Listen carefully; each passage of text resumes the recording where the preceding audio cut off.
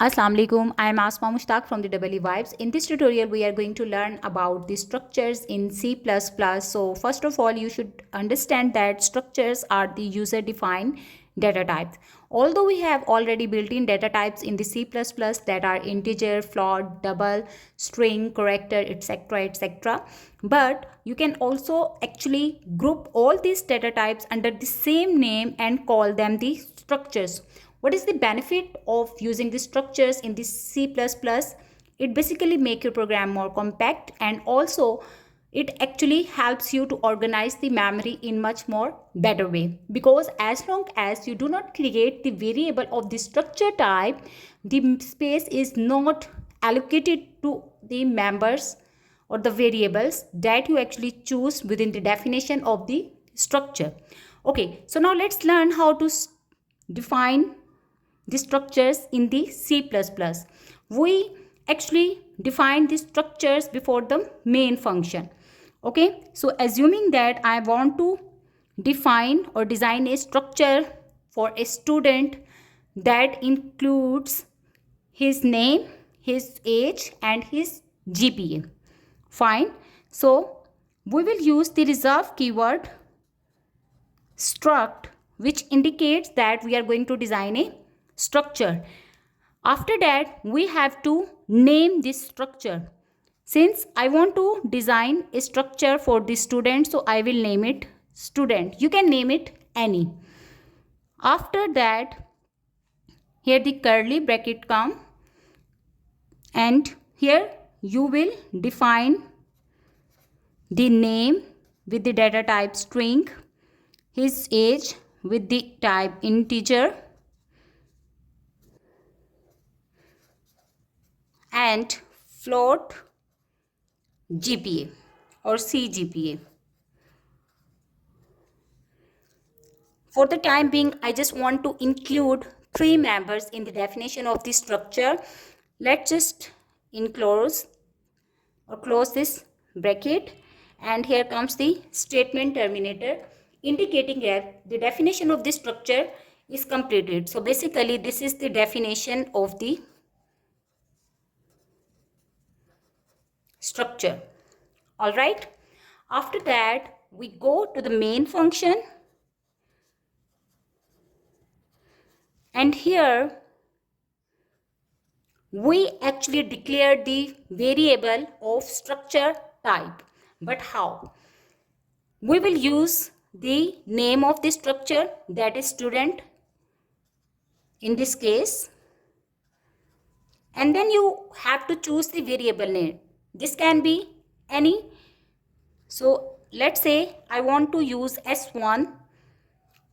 Fine. So this statement actually creates a variable S1 of student type.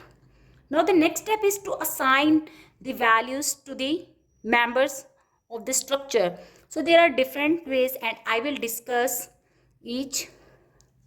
The first step is to initialize the members using the structure variable, and we can actually access the members of the structure using this variable and the dot operator. So let's assume that I want to assign the value to the name. So S1 dot name. All right, and this is equal to Alice. Similarly, I want to assign the value to the member age. So S1 dot age, this is equal to 20.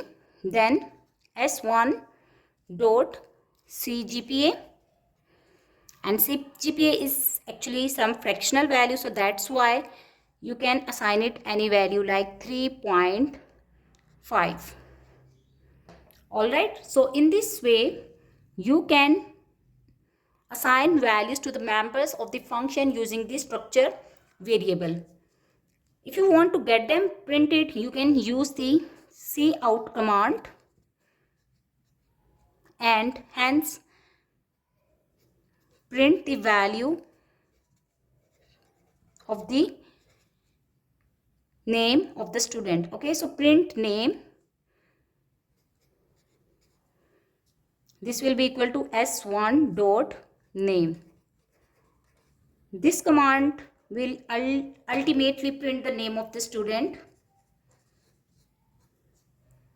Similarly, if you want to get printed his age, so you can write print age, then s1 dot age, and finally you can write it as cout print CGPA, and then it will be s1 dot CGPA.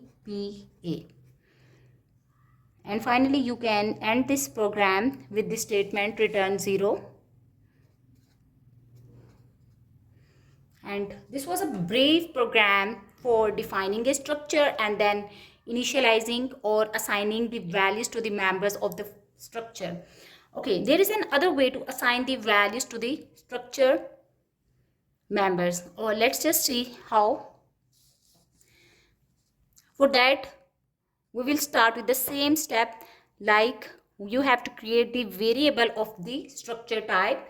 So I will write it as student s2, just to differentiate it from the previous variable, and this is equal to, within the curly bracket you can write it as Alice, then comma, his age which is 20, then comma, and finally you can write it as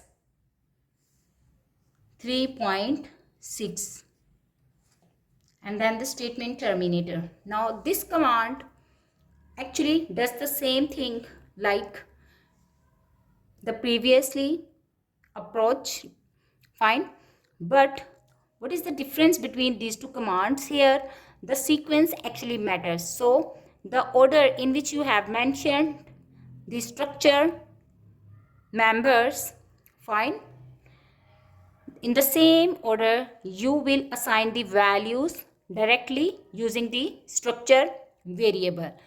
Another approach is, if you want to assign the same values to the for two different students, then what you can do, you can define another structure variable student s3, and this is equal to s2. In this way, what will happen, another variable s3 will be created and it will automatically assign the same values to the members of the structure student. Fine. Thank you for watching.